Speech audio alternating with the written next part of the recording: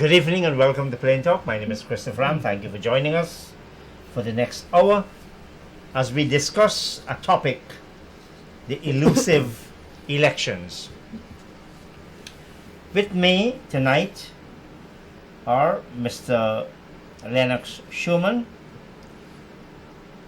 political leader, and Mr. Jonathan Yearwood, who is an addition to the united Guyana. Gentlemen, welcome to Plain Talk.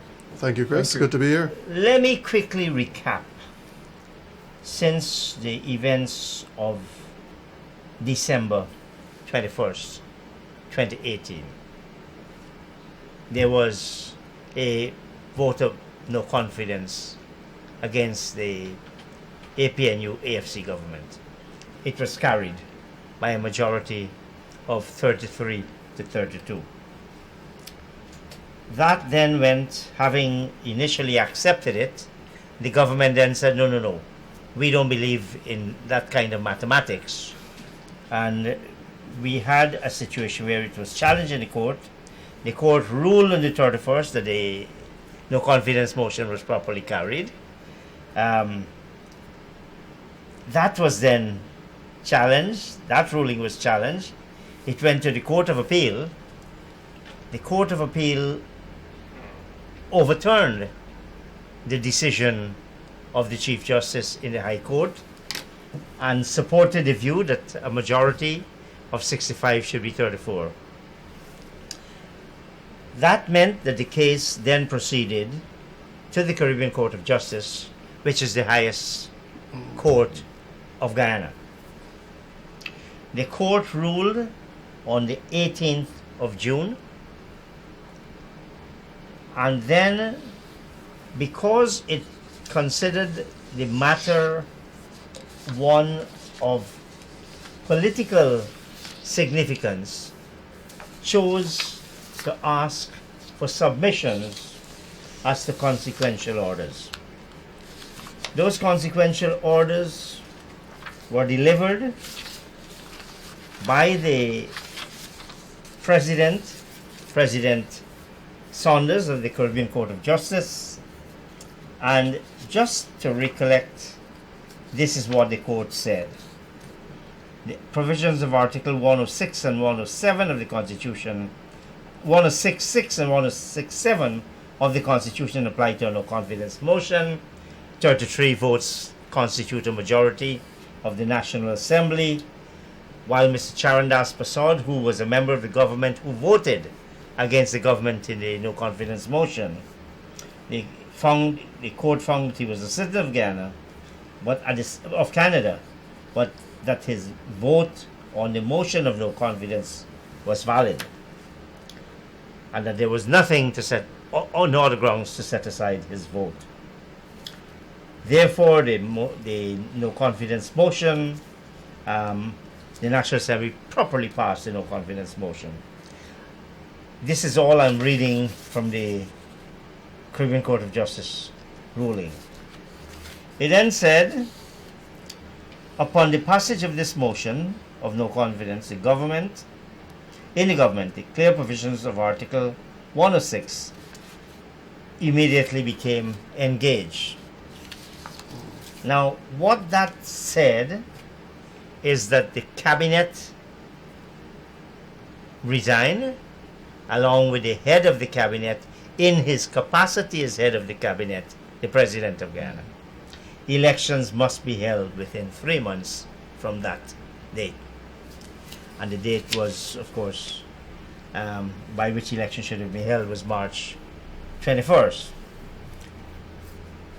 Very interestingly, the Court of Appeal gave their ruling. Well, there's some dispute as to whether it's March 21st or March 22nd, but the Court of Appeal gave their decision at the very last moment of the possible life of the government, and it sustained, it breathed new life into the government. What we have now is that the CCJ made its ruling on June the 18th, forget the consequential orders. The decision of the court was handed and said the vote of no confidence was properly passed. And when it said about the articles being engaged, they were talking about the resignation of the cabinet and the holding of elections. Another important point made by the court was that in the circumstances of a no confidence motion having been passed, the government became a caretaker government or an interim government until the next elections ensue and a president is appointed or reappointed depending on the results of that election. Gentlemen, you are leaders of two political parties. Where do your parties stand on this ruling and these orders by the Caribbean Court of Justice? Lenox, you're more senior. Chris, I think there are things that are clear about the court's decision, as in the effects of 1066 and 1067. But I want to go back to the issue of the cabinet and the government. I think there's this general misconception by members of this administration that cabinet equals government and vice versa. And I have said it before, those terms are not interchangeable. Cabinet does not mean government. You could have a government without cabinet. Yeah, but so, bear in mind that they have an Attorney General who's the chief legal advisor. I'm sure the Attorney General would have correctly advised them. Well, guess what? The Prime Minister is an attorney at law. The Minister of Public Security is an attorney of law. The quasi-Minister of State... The de facto Minister of State. The de facto Minister of State, who does not operate in that capacity, but for all intents and purposes, still execute that mandate, Minister Harman, or Mr. Harman, is also an attorney at law. So, does it stand to reason? You're not leaving out Raphael Trotman. Well, obviously, Mr. Trotman also. All of these people are attorney at law. Did they go under law school, or did they go into the classroom? Because in layman's terms, and I'm a layman in that sense, I have no legal training except for maybe some legal framework in business. But are you going to tell me that all of these learned professionals in their own right cannot interpret what the CCJ says? If that is the case, I would submit humbly that the office or the respective offices that they occupy, they're unfit for. Because to sit in that position, you obviously have to have some understanding of it. But I think that the CCJ has been very, very clear as to what direction they are looking at the country to go. 1066 and 1067 have been triggered. They have said as much. The cabinet should have resigned. The government stays in office, but the government is not interchangeable with the cabinet in that sense. And we have to be very, very clear of that.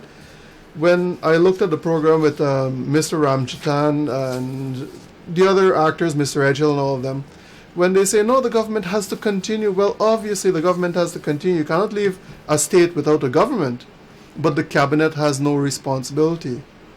The cabinet cannot say that, well, we have to stay in office, because they have no authority. The Constitution has already provided that. And I would say to this extent also, is if you go back at Mr. Patterson's appointment, I had said... That James Patterson as chairman of right. GECOM, right, by the unilateral act of the President. Correct. Granger. When you look at that, there was no reason for him to resign, because the Caribbean Court of Justice had already ruled that his appointment was voided. It was not in line with the Constitution, so there was no requirement for him to resign, to submit a resignation. And by virtue of that, this cabinet does not have to submit a resignation. The Constitution has already resign them, and if you're to put it that way, they have already submitted their resignation just by falling in that no confidence motion. And I think that is something that people are finding difficult to understand because we've never been placed in this position before. Mm-hmm. Long answer. However, I believe Typical politician's answer. I believe that a formal resignation of the cabinet is necessary to acknowledge the fact that they have lost the no confidence motion. So having lost the no confidence motion, while it is automatic that the cabinet has resigned, it must be done so formally. Well, the court didn't say that. No. In fact, the Chief Justice said the moment the vote was carried, it fell. Yeah. And you know, we go back, Jonathan. This is a long time ago when Margaret Thatcher brought a motion of no confidence in the House of Yes. Commons Yeah. against the James Callaghan Yes. administration. And immediately at the end of the vote, he said, "This House has spoken. We will now take our case to the electorate." Yeah. So it's not necessary, but I guess it would be an admission, But he also an acknowledgement. he also resigned. No, he didn't. No.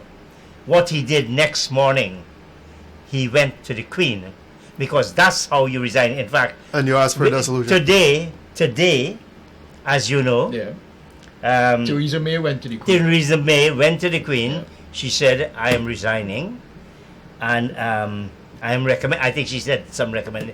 And when she came back, Boris Johnson went to the Queen, Yes. and she accepted and conferred on his appointment as Prime Minister. But the But mere no- fact that you've gone to the head of state Mhm. and said, "Look, I have resigned. I lost the motion. I have Who resigned." Grange would have go to? To the public, But we are his boss. No, but He should have stood up here. are we wasting words? It wasn't necessary. No, The court I'm just has- saying. yeah. I'm just saying it's a formality. It's a formality. It's a formality that should have been done so that the whole nation says, yes, you are accepting the results of the no confidence motion.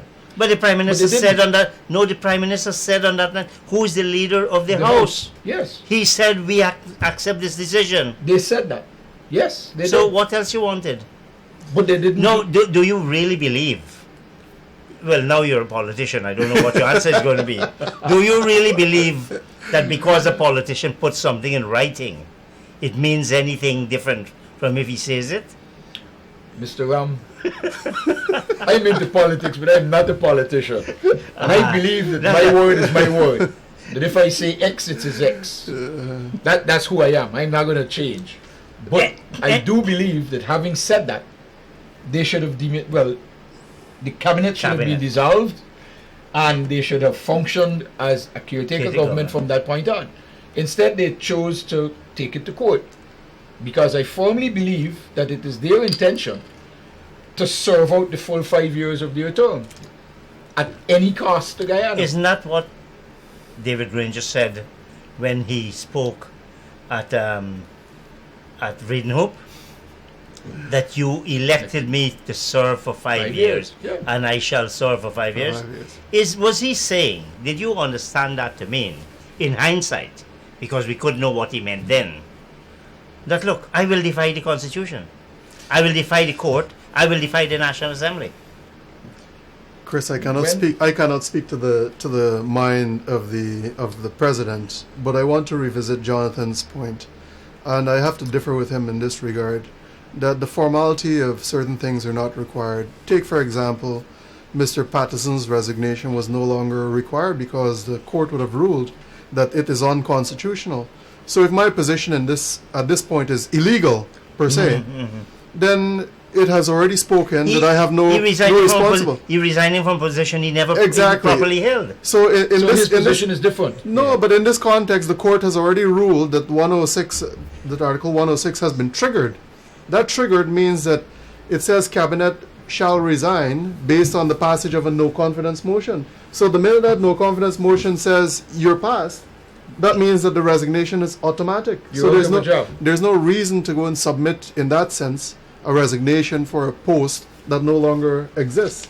Yeah, but the cabinet post exists. Well, the cabinet post exists, but you're no longer occupying that office because the Constitution has submitted that resignation for you. The Constitution provides for a cabinet, Yes. but the cabinet of the Granger, APNU, AFC no longer existed. That's It's not supposed to exist. well, it has resigned as a consequence of the no confidence motion. Listen, we know, even if for all of Ramjatan's parroting and bluster, and like you, I'm extremely disappointed that he would have allowed himself to such public ridicule. He's making absolutely no sense. I don't underestimate Ramjatan's talent as a lawyer. I think he's a good lawyer. I still think so. I have questions now. I have serious questions Yes, now. I think that's fair. But that he should do this raises the question of what drives politicians. Chris, let me interject here. I think there is something that we have missed in this discussion to this point. When I spoke about such learned people making such poor decisions, I think there's a question of relevance that has to come into the picture. I think the country knows that the AFC has betrayed a significant amount of the electorate. And I think Mr. Ramjatan himself knows that his standing as potentially the prime ministerial candidate is pretty much in quicksand, if not in a swamp. That you cannot come out of it. If the AFC has lost relevance and they have lost almost their entire base, then, and when you have to sit with the larger PNC, you have no bargaining power to sit there and say, I deserve the prime ministerial position. Because what credibility or what clout do you bring to the table? You have none. So the only way to show that relevance again is to maybe parrot the party's position, the PNC's position, to try to say, look, I am still relevant because I could still follow you to the polls. You're not leading them to the polls in that sense. So it is trying to fight for that relevance that the AFC enjoyed in 2015, Well, which has completely vanished in this sense. Evaporated, yes. Yeah. But now, that's their business. That's It is. APNU, AFC business. But you did ask a question, what would make him there? And I'm just offering maybe one Yeah. possibility But of it. let's deal with national issues. So we have our parliament having voted. We have our courts having pronounced. You have the constitution that is as explicit as ABC. What this means, and the events at the court yesterday, Tuesday, in relation to the action that I brought in my personal name, it was clear that the court recognizes that elections must have been held or must be held no later than September 18th, 2019. Now, that gives you, I think, about 56 days. They've wasted a lot of time already. Yes, from today. Gives you 56 days. Well, if you look at the total time, they have, instead of 90 days, roughly 90 days, the Constitution says 3 months, Yeah. They've gone to 7 months. they have gone to 216 days. That's 731-day months. That's showing an absolute and total disregard for our Constitution. Now,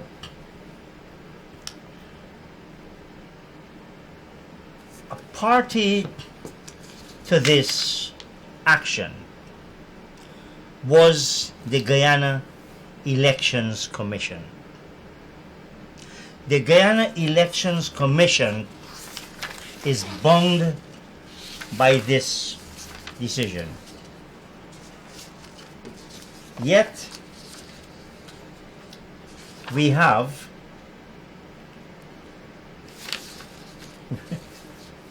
we have the GECOM, the Guyana Elections Commission, which is named in this order. It says GECOM has the responsibility to conduct that election, and GECOM too must abide by the provisions of the Constitution. That is why the CCJ pulled them into the court case. Well, the CCJ didn't pull them. We asked that they be pulled. They brought it. Yes, we asked that they. So they become part and parcel of the ruling. And they're bound by this. Yes. Now, you have the president playing games. You have GECOM playing games. The president is saying he's waiting on GECOM. GECOM is saying they're waiting on the president. GECOM is playing the president's games. Yes. That's how I see it. Meanwhile, you have GECOM without a chairman and acting under a mandate from that voided chairman, James Patterson, carrying out this unlawful, unnecessary, and prohibitively expensive house-to-house registration. Is GECOM showing contempt for the Caribbean court and for the country? I think they are. Chris, in our view, as we have said previously, is And you mean your political party in this case? correct, the Liberty and Justice Party in this case. We've clearly indicated previously, immediately after the ruling, that GECOM is duty bound, and even before that, when you look at Article 106.7 that speaks about 3 months, GECOM has a responsibility to be ready for elections in that time frame, regardless if it is at all times. Correct, regardless if it is a no confidence motion or whatever it is. If some undue In a normal course of hardness. things, it's 93 months as well. Right. So GECOM has a responsibility within the framework of the Constitution to be ready for elections in 90 days. I think for them to sit there and say that we have to go through a long process that is going to take us a year to get to this point, it shows that they have been delinquent in their duties. Well, they're And they're complicit in maybe supporting a political party. GECOM has been politicized. But there is something that we have to realize is that while we are sitting here talking and while these parties are playing checkers with the nation in this sense, the people are suffering. And it seems as though there has always been this idea or ideology of party supremacy that has dominated politics in Guyana. I think the Liberty and Justice Party has previously said, and we will continue to say, that GECOM needs to be completely depoliticized, that there should be no political actors. Let me make this point clear. Technology has existed for so long that you could vote with your biometrics. Biometrics is what, 1 in 10 billion that potentially may have the same biometrics data as you do. We don't have 1 billion people in Guyana, so basically what we can do is just say, you know what, when you're born, we're going to take your fingerprint, and then when you come for your birth certificate or whatever, ID card, we're going to take your retina scan. So when you become of age, we have that database stacked. But so then you aren't could we come and here vote. now, but I know. Right, That's but- a long term. no, Chris, we but talk about present situation. But I want to get to why we're at this point. The reason why we have not gone that direction, it is because both parties that have dominated the political landscape in Guyana are happy in chaos. They like the fact that they could go and cheat 1 and 2, 200, 300 here because But I it don't tells them in think. the Sorry, I don't think the last set of elections, there has been any reports There of are- cheating. Listen, There are still appeals before the court, we know elections that petitions that have not been heard. Not on that case. It's in voter intimidation. Yeah. The one election that was set aside on the basis of the ID card. Correct. It was a procedural. Yeah. Well, I want us to get back to where we are. Otherwise, we could talk about All right, let's- fixing the constitution. Let's look at it this way. In 2008, which was the last house-to-house registration we had, the major political parties got together and decided this is the way we go in from now for the future. Continuous cycles of registration. And we've had approximately 2 cycles every year since 2008. Yes, 6 months. Yes. This is billions and billions and billions of dollars gone behind GECOM for this, right? So GECOM now comes along and says, hey, we don't need cycles of registration now. We'll do house to house. So what are we doing with this house to house? We're taking 570,000 biometrics and information on 570,000 people and basically walk to the nearest trench and throw it in and say that's no longer valid. Get rid of all that information that we've collected. Only the information we're collecting from today is valid. So billions of dollars have gone down the drain. That is not correct. That should not be. Information is not something that you throw away. It should never be, particularly when it concerns human beings and their biometrics and for things that you can use over and over and over in your life. So that is one reason why GECOM should not be doing a house to house. At the end of the no confidence motion, the GECOM PRO and the GECOM CEO, within a week of each other, said GECOM is ready. They did.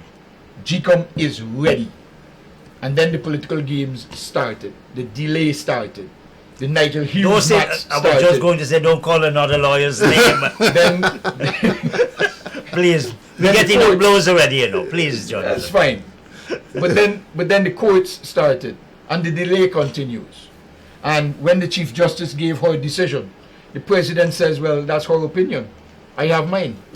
So here again, he's telling the CCJ, the highest court of the land, that they have their opinion. I have my own opinion. And it's my opinion that counts, not They theirs. didn't give him an explanation. They did. Yeah. No, Chris, but, let me go back to this very point that you're making. I would look at the house-to-house registration as maybe an opportunity to disenfranchise people. And I say this because of... Which is not a function of GECOM. It is not the It's not function the of function of GECOM, GECOM. but it is... I would say Intent at this it point in will time. be the intent of the political party that controls GECOM. The issue is that, and let's take not only applicable to the hinterland but to the coast, right? At any given point, you have between 30 and 50,000 indigenous peoples who work in the mining industry and the forest sector. When these people leave home and you come and try to register them, they are not going to be present. So by virtue of that, you deregister them. And that is not only applicable to indigenous communities. You have many of our coastland brothers and sisters who are working in these communities also in the mining and forest sectors.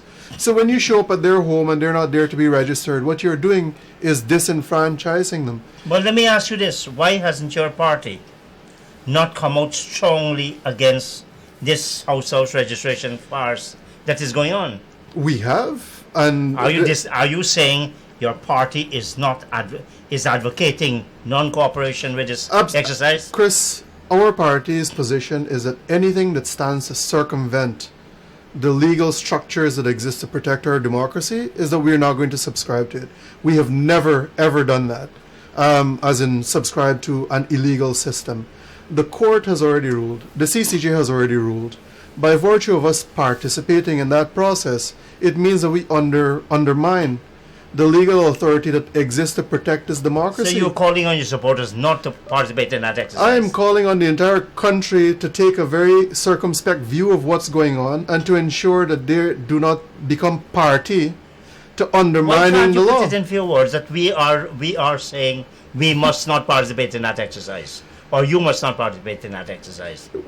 What's holding you back? What's holding me back is that I cannot dictate to our supporters No, what but you they can can and advo- cannot you're a do. leader, you can advocate. Absolutely, we can advocate for them to not participate because they become complicit and they become party to undermining the very structures that protect us. We could ask them to not do that, but we cannot compel them. But you haven't done that. We have done that. The simple fact for us is that the media has not, and I know this from firsthand, that the media Well, houses. you're on the media now. You're on the media now. Chris, yes, I will take this. I will take that part, and I will keep that separate from everything else that I'm going to say. Is that we know firsthand that when there is a Liberty and Justice Party event, that the media does not want to participate because both of them are operating either the PNC or the PPP camp. And by virtue of that, they don't want to hear what the Liberty and Justice Party has to say. It is not that the people don't care. It is that those camps are owned. The media is owned by those people. And I must commend you for your objectivity. I think there is one more show, but I can't remember the name exactly, that maybe has this same kind of objective nature in itself. Now, Jonathan, what is the position in United Guyana on this registration? We don't like it. Yeah, but we have not come out and said boycott it. But if you're saying it's unlawful, it's unconstitutional, it's to frustrate people, it's to deprive them of their right to vote, why are you afraid to say that? But that is not a decision I can say. No, okay, what's your personal position? I have gone on my Facebook page and I have said I am boycotting it. I have said that on my Facebook page loudly for everybody to see, my poster public. I am boycotting the house-to-house registration. Are you advocating that in your party? I am, yes. But they haven't taken that position. They haven't taken a stand on it as yet. But it's being discussed. Do you think the failure of the political parties to take a clear stand confuses the electorate? If all of the PPP, all of ANOG, all of LJP supporters, URP, fed up, decide, look, tell our supporters not to participate, not to support the house-to-house, are you going to go to an election with half the population voting? But that's the logic. Will that add validity to the elections? That's the practical side of it, apart from the fact that it's unconstitutional and all But you know, Chris, my own friends are telling me, how can you advocate for a boycott of the election of the house-to-house when you need to get every vote you get? But I'm saying that this house-to-house registration is being done with an evil intent, and very evil intent. As Lenox said quite rightly, I think they are also trying to disenfranchise people deliberately. I've heard reports that they've skipped houses because a black family living in that house, or because an Indian family living in that house, something like that. These things, the reports are starting to come in that these things are happening. I strongly believe it is an exercise to disenfranchise certain sections. I still hold the political parties, especially the opposition political parties, responsible for part of the confusion among the people. Oh yes, I agree. Because they failed to take a clear position. A clear stand. Chris, I would not support that statement, because we have taken a clear stand. Once again, as a small party, our reach is only so limited. Had you not given me this opportunity, we would not have had the kind of press to be able to send our word out there. We could put it on Facebook as much as we want. We called a press conference. There are two people that showed up. And this is where I have to flay maybe the Guyana Press Association a bit for taking such a partisan stand.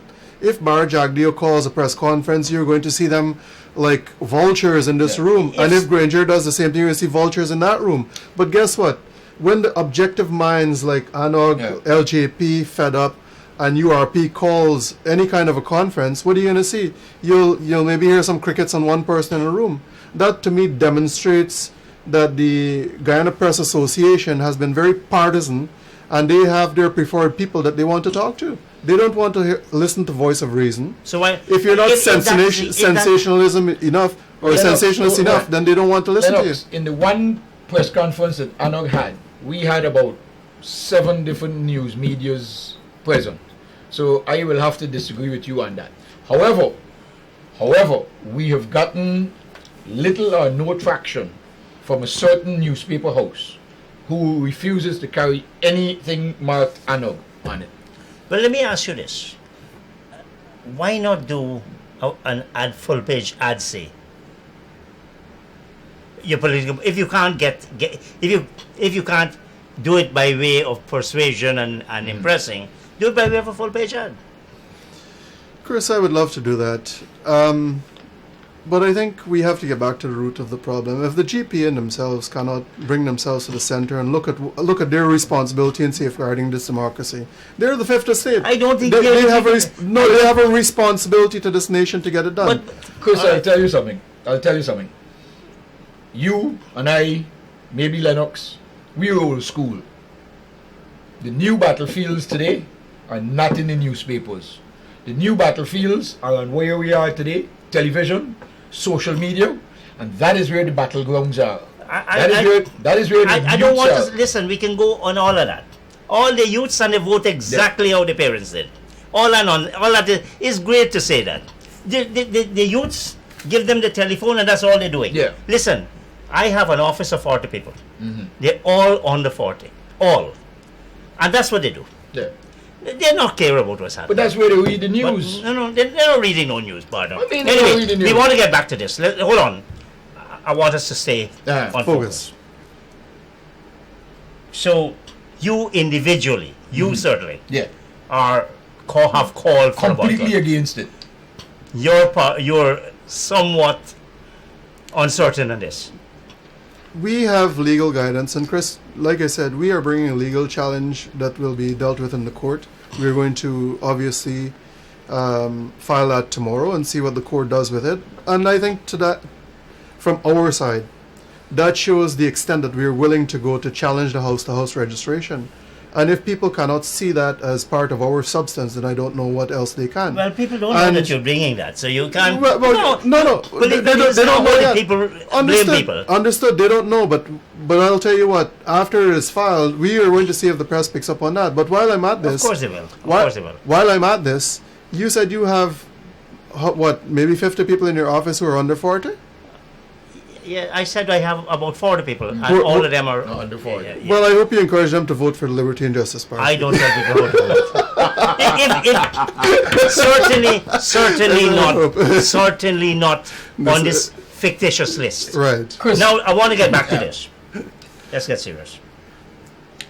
When the action was being brought by Basil Williams, Attorney General Basil Williams, there was a valid list of electors yes.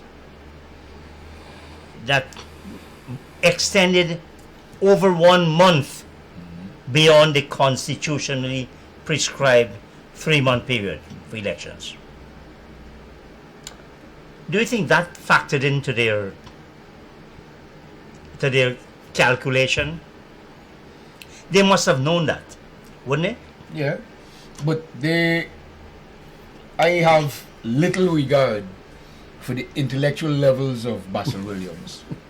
Yeah, but that's personal, isn't it? No, what I'm saying is all the advice that he has given his president as Attorney General is wrong. They've lost every single case basically in court. No, but this is not a question of advice. This is a matter of fact. There is a valid list that was good up to April 30th. Chris, you're talking about a valid list. Let me explain to you how a list works. No, stop. please. No. We are So, talking Chris, about it. Yeah, but it comes on a list. How is a list formed? No. I want to get there because this is what I want to do. Absolutely. Mr. Lowenfield Uh-huh. said yesterday Yes. in court this: claims and objections always have and always will be a means by which a list of electors can be refreshed. Good. Isn't he saying then that they could have used the existing list which they, GECOM, caused to expire? They could use that for purposes of the elections to be called under this no confidence motion. This is where you and I differ. No, This is where you and I differ. No, I'm asking a question, so how can we differ on a question? Because you're saying the list expired. I'm saying the list never expires. We're talking All about right, two different lists. okay, we differ. I'm sorry. I know the list expired. It's a matter of law, the list expired. That was a list that was valid for the local government elections. All The right. list that is in national registrant. That's register, Mr. This is where the official list of registrars comes from. Sir, please, I know that. So that list never expires. All right, if you finish, you have no. That's the National Register of Registrants. How it works? You have the National Register of Registrants. You have the preliminary list of electors. Then you have the official list of electors. That's how it is. Yes. So the official list of electors was extended I am telling you as a matter of fact. Yeah. By Act number 10 of 2018, right up to April 30th. Yes. Mr. Lowenfield is saying that this list always has and always will be a means by which a list of electors can be refreshed. Chris, Is that what you would recommend? Chris, I have to agree with the CEO on this point, is that we have to look at reality. I think I was on this very show, or no, correction, I was on Globespan with Mr. Hines when we had the same issue come up about marrying practicality with legality. If you want to, well, we know legality, you cannot move that. The law is a law, and there is no way you can circumvent or undermine the law. If you're going to marry practicality to that, you don't marry the law to practicality. It is practicality going towards the law. So when you look at what happened with the list, the law says, as per the CCJ ruling, that elections have to be held on September the 18th. Correction, not on. No later than. No later than September the 18th. The practicality of getting there, considering what I would maybe term a complete inaction by GECOM from December until now, would say that in order to meet the legal requirement for what the country requires, is to simply go through the claims and objections period to ensure that we are practical enough in satisfying the legal requirements of what Guyana demands, of what the Constitution demands. There's no other way to ensure that. If you decide to go with house to house, there's no practicality or practical way to ensuring that you adhere to the law. In addition, the Constitution does provide that with a 2/3 of the support in the National Assembly, you can in fact extend. So, tell me, I want to see if I'm getting it right. Let us say September the 18th. We know it's September the 18th is the drop dead date. You know you have to have a 32 days nomination day. You know you have to have your claims and objection, which is the preliminary voters list, and then the official voters list. Then you do your publication and printing and so on. Let us say that should take you to September 30th. That's the practicality. That's where the practicality comes in. Not going and start in a different stream altogether. That Senior Counsel Marcus, and I don't want to talk about lawyers again, but he said, I mean, he caused some mirth in the court when he said, we'll be ready by December 25th. I was there. Yeah, you were, that's correct. Yeah, I was wondering if Santa's bringing us to elections. Well, I think Justice Anderson asked, is that the Guyana's GECOM's gift? Yeah. So isn't that the practicality? That's it. Go to the NRRD, do a claims and objection, extract the preliminary voters list, run your checks, extract your official list of electors, and that's it. Chris, but I would advise that if we can't make, doing that claims and objection period, and we still can't make the 18th of September date, I would be the first person to say, Leader of the Opposition, I implore you to extend another 2 weeks, so that we can have the. Isn't that what it is? We are running tight on time, and I think if one thing that we have seen in Guyana, it has been a history of poor leadership. Let's call a spade a spade. No, we talk about it. I'm getting there. The poor leadership in terms of how they have not navigated to the country's needs. When you look at September 18th, and it is fast approaching, you are right, 56 days and counting, maybe less now. But when you look at that, were I in a position to advise the leader of the opposition, I would sit down there and say, you know what, Mr. President, it looks like we are going to run tight on time. And what we can do, we are going to meet with you, but we want the date of elections named. I think the leader of the opposition said that already. Well, I have not heard that. But, no, it was publicized. It was publicized. Once again, I can only speak to what I have seen, right? And if he has not said that, then just say, look, this is the date that I would like to see, which is, if it is October 4th, 5th, 6th, whatever, and say, we are going to come and sit down with you and ensure that that date is met. All right. But beyond that, we're not going anywhere else. Jonathan, you identify the issue. What then do you think of this exercise that is being carried out by GECOM? I think GECOM is just playing the president's games, and I think it is time that they stop, because I think I've lost all respect for this CEO of GECOM and his deputy, because they have allowed themselves to become political footballs instead of being completely autonomous, instead of being completely professional in maintaining and carrying out their duties. They have not done so. They should have told, from the moment the president said this list is bloated, corrupt, and expired, the CEO should have come out and said, hey, that's not true. Well, Chris, let me just answer the point. In fact, as you said, he should have done it earlier.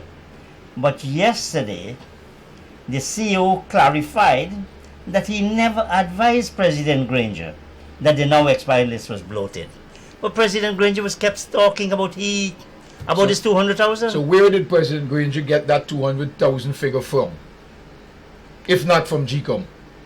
Why, when it was first announced, why didn't the CEO of GECOM, who is now being told that you are incompetent, in other words, by having accepted the fact that the list is bloated, you are now incompetent, why didn't he step up and say at that point, hey, that is not so. The list is not bloated, the list is not corrupt, and the list, while that local government list might have expired, the National Register of Registrants is not expired and never expires.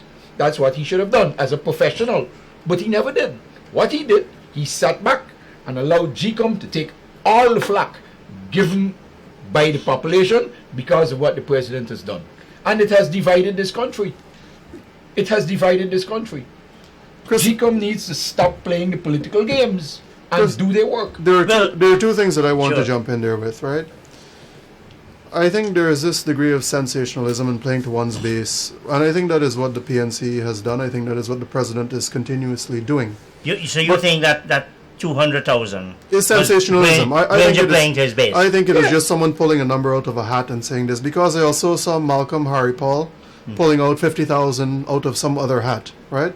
I'm going to leave that to them and their math. I think he had said something about 50,000 people. I can't remember the exact headline, but it's on the news, in print media. But what I wanted to get back to is I think GECOM needs to sit down and analyze its own integrity in this sense. Remember, these are the vanguards of our democracy. And if you are going to permit yourself as a constitutional body to be aligned, or to be accused of aligned in this sense, of being aligned in this sense, then how do you conduct any elections going forward with any degree of integrity? I think GECOM needs to pull itself back, sit down, and take a very circumspect view of what needs to be done in the national interest. How do we distinguish, if at all, GECOM, the commissioners, and GECOM as the executive body, the chief elections officer, and his machinery? Do you draw a distinction between? Yeah, you have to. GECOM is a business, and like any business that is run by a board of directors, there's a distinct line between what the board of directors do and what the CEO and the executive do. There's clear distinctions. One is a policy maker, and one is an enforcer of the policies. Basically, that's it. What I would like to suggest, Lenox is talking about depoliticizing GECOM, and I completely agree with that. And I think the way to do it is for civic society to put names forward, scrap what we have right now. It's not working. You can't scrap it, Mitch. No, I'm talking about the commissioners. No, that can only be you have to change the constitution to do that. That's right. You can't do that now. We have to change the constitution for that. Okay. But this is how I would do it if I had the chance to do it. But we talk about what do we do now. You've got 56 days. The first thing we have to do now is get a chairman. And that is another delay tactic by the president.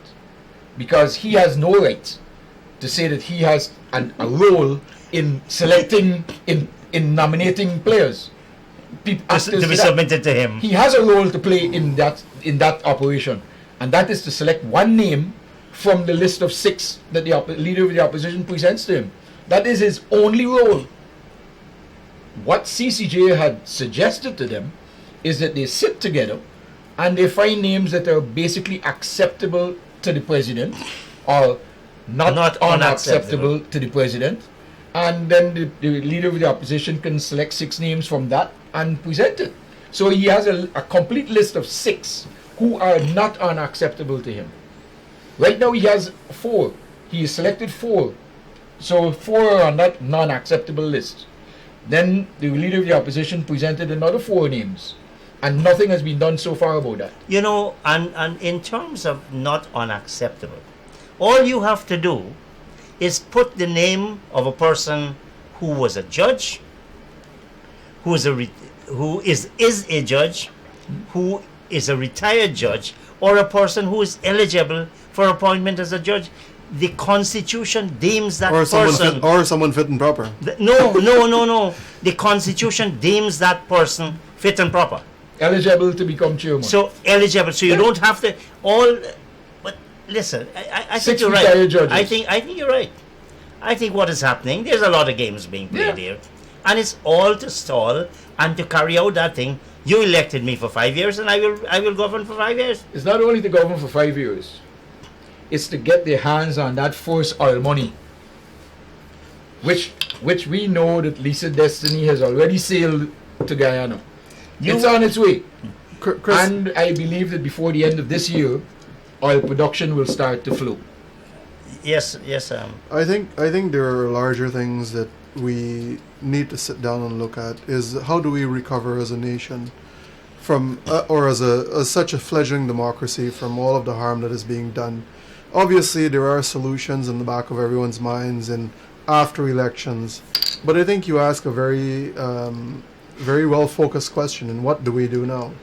I think it is important for all political actors to take a more responsible approach and to ensure that our supporters and the people that are with us do not become party to breaking the law. And I think if we are to do that collectively, and I mean collectively, then it would send a very clear message to this political administration that we have right now that their unlawful methods of doing things are no longer subscribed to by the nation. I think when you look at what the minister did in set-asiding or intervening in a contempt case against the finance minister, that is undermining the judiciary. What the president did. Correction, what the president did, that is undermining the authority of the judiciary. He has not been prosecuted, he has not been sent to jail. He is found in contempt.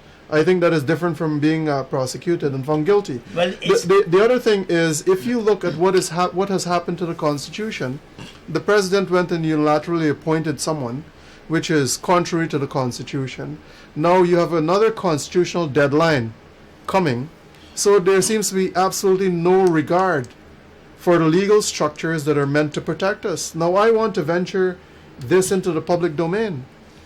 If we cannot, and we are starting to see it in society every single day, if the people who are meant to not only make laws but also to uphold the law cannot... Who are sworn under the Constitution. Correct. To do that, yeah. Now if they themselves cannot do that, what do you think the average person in the street is going to do? What we are seeing happening in the streets is that the very people in the streets are saying, you know what, I don't have to follow this. These government folks are breaking the law every day. I'm going to come and do this. So when Ramjatan, or the Honorable, because he's now just a member of parliament, he's no longer minister, when MP Ramjatan goes to any community... I think he's still a minister. He does not have the authority. Yeah, he's right? still a minister. So he does not have the authority. So he cannot go to any community and say, oh, you know, you guys, we are going to send a law in here to address all of the issues. People are going to sit there and laugh at him. Well, they're going to laugh at the majority of them. I was in Berbice last week, and they have there was no idle threat. There is a show of force in Berbice, and Ramjatan is guilty of that. Yeah. So where do we go? Elections in 56 days? Nope. I would like to hope, hope against hope, but I think at the end of the day, what we are going to see, and I think the nation has to be prepared for this. There's this interesting called chaos theory, but I don't want to go and explain the whole thing, No, right? please. I don't think we have enough. We don't have enough Actually, time. we just have 2 minutes left. All right. No, where So- do you so- suggest? Where do you suggest? Right. So this is what I'm getting at. So you're the running- nation has to be prepared for this, and all of us collectively have to be prepared for this. The Constitution or the legal framework says 32 days before elections It's nomination day. is nomination day. There is nothing that prohibits the government from appointing someone on the 33rd day and say elections are this day, and then guess what happens? It is all chaos.